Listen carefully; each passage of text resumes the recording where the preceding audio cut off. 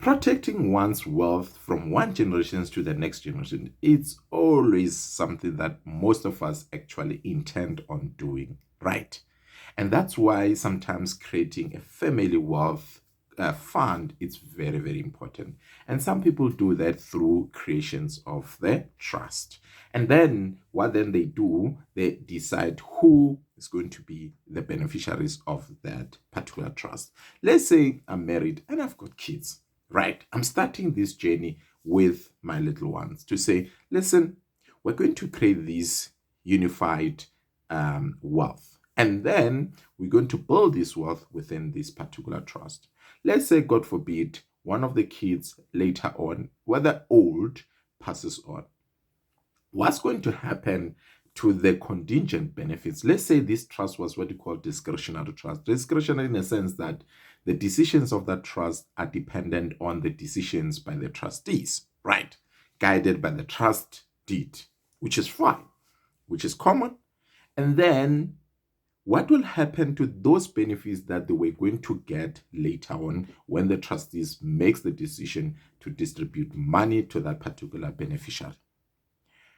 In some cases, where the trust deed is silent, the existing beneficiaries will then benefit alone. However, some trust deeds stipulate that anyone who's a descendant of those beneficiaries will continue to benefit. And this is how people create wealth from one generation to the next generation. And we're sitting here 200 years later, and your kids are still reaping the benefits of the strategy that you actually prepared today. Because you can easily, the trust assets can go through evolution over the years, can change nature. You can start with property investing today. Tomorrow, the money is sitting on some financial instruments. Tomorrow, that money is sitting with the likes of private equity funds. Tomorrow, that money is investing in listed shares. Tomorrow, that money is into farming, depending on what is the strategic goal at that particular point in time.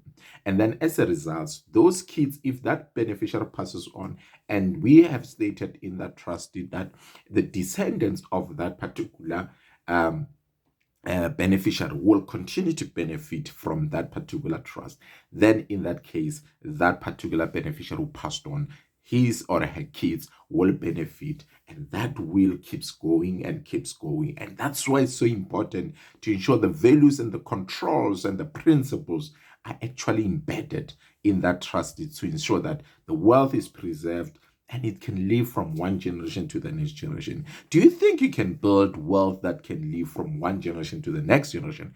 If you're not confident about that, why are you not confident about that? Share with me. Okay? Good luck.